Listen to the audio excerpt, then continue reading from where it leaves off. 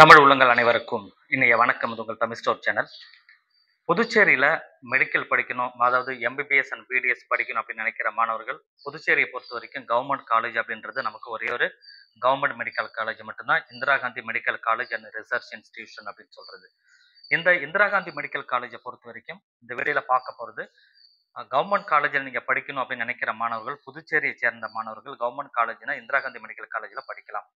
அப்படி படிக்கும்பொழுது அங்கே எவ்வளோ சீட் இருக்குது, எப்படிலாம் அந்த சீட்டை வந்து ஸ்ப்ளிட் அப் பண்ணுறாங்க, பிரிக்கிறாங்க, எந்தெந்த கம்யூனிட்டிக்கு எவ்வளோ சீட்டை வந்து பிரித்து கொடுக்குறாங்க, அங்கே படித்தா ஃபீஸ் வந்து எவ்வளோ ஆகும், ஹாஸ்டல் ஃபீஸ் எவ்வளோ ஆகும் அப்படின்ற விஷயங்களை டீட்டெயிலாக இந்த வீடியோவில் பார்க்கலாம். ரொம்ப யூஸ்ஃபுல்லாக இருக்கும். இந்த வீடியோவை தவறாமல் பாருங்கள். பார்த்து முடிச்சுட்டு இந்த வீடியோவுக்கு லைக் பண்ணிவிட்டு உங்கள் ஃப்ரெண்ட்ஸுக்கு இந்த வீடியோவை தவறாமல் ஷேர் பண்ணுங்கள். First IGMC, Indira Gandhi medical college and research institution, ஒரு கவர்மெண்ட் புதுச்சேரியை சேர்ந்த government medical college, state government medical college.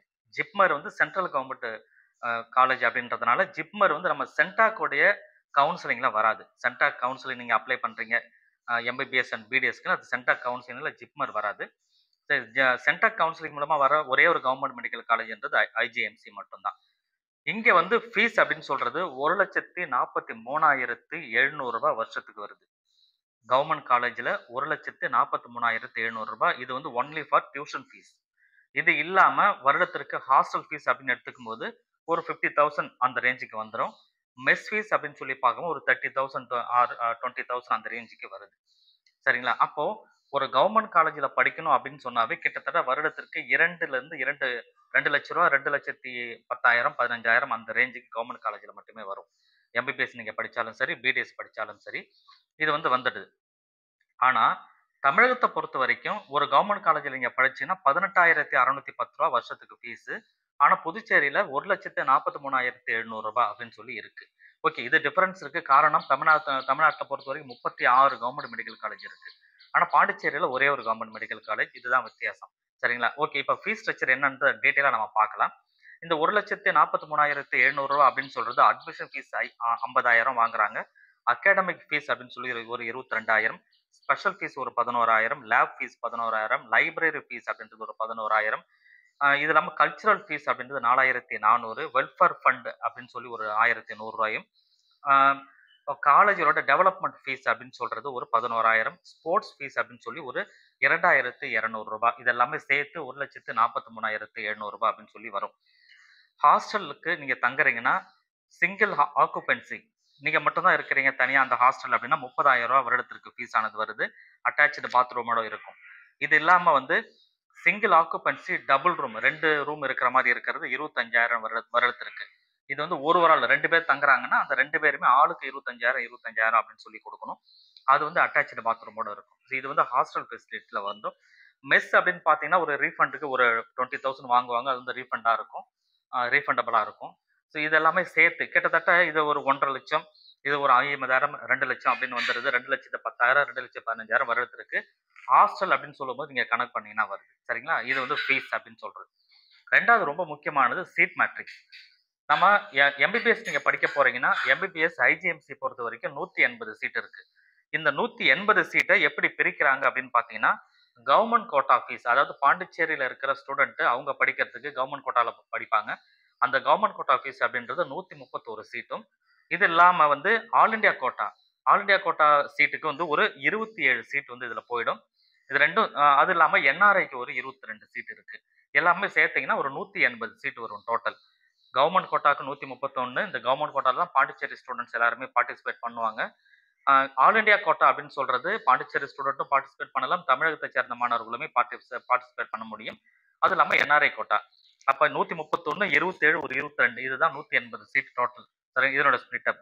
இப்போ அந்த 180 சீட் அப்படின்னு நம்ம சொல்றோம் இல்லையா, 131 சீட். ஸோ இதை எப்படிலாம் பிரிக்கிறாங்க கவர்மெண்ட் கோட்டால அப்படின்னு பார்த்தீங்கன்னா, கிட்டத்தட்ட டோட்டலா வந்து பாண்டிச்சேரிக்கு அப்படின்னு சொல்லி பார்க்கும்போது ஒரு 75% பாண்டிச்சேரி ஸ்டூடெண்ட்டுக்குன்னு 75% எடுத்துடுறாங்க.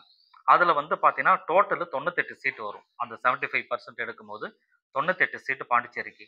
அந்த 98ல இது எல்லாமே எம்பிபிஎஸ்க்கு 98ல ஜென்ரலுக்கு 31, இடபிள்யூஎஸ்க்கு 10 சீட்டு, ஓபிசிக்கு 11 சீட்டு, எம்பிசிக்கு 17 சீட்டு, எஸ்சிக்கு 16, இபிசி இவங்களுக்கு வந்து ஒரு 2, பிசி முஸ்லீமுக்கு வந்து 2 சீட்டு, எஸ்டிக்கு 1, கவர்மெண்ட் ஸ்கூல் ஸ்டூடெண்ட் 10% அவங்களுக்கு இடஒதுக்கீடு குடுப்பாங்க. கவர்மெண்ட் ஸ்கூல்ல 6லேருந்து 12th வரைக்கும் படிச்சோம். சாரி ஃபர்ஸ்ட் ஸ்டாண்டர்ட்ல இருந்து 12th வரைக்கும் படிச்சவங்க.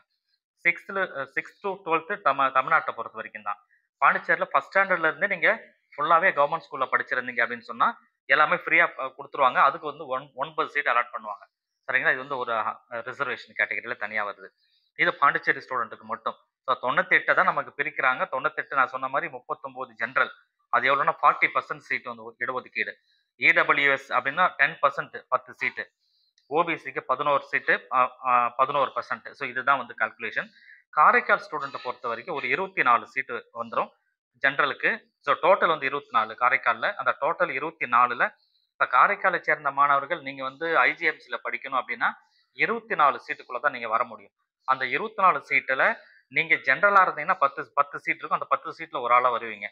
இடபிள்யூஎஸ்ல வரீங்க, எக்கனாமிக்கலி வீக்கர் செக்ஷனா இருந்தீங்கன்னா 2 சீட்டு தான் அலௌடு. அந்த 2 சீட்ல உங்களால வர முடியுதான்னு பார்க்கணும்.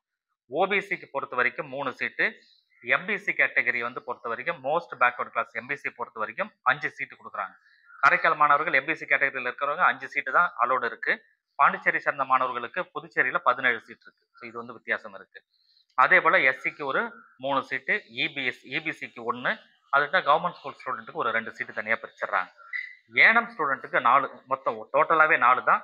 அந்த 4ல ஜெனரலுக்கு 2ம், எம்பிசிக்கு 1, எஸ்சிக்கு 1, கவர்மெண்ட் ஸ்கூல் ஸ்டூடெண்ட்டுக்கு 1 அப்படின்னு சொல்லி பிரிஞ்சிருது. இதுதான் வந்து ஓவரால் ஐஜிஎம்சியோட சீட் மேட்ரிக்ஸ்.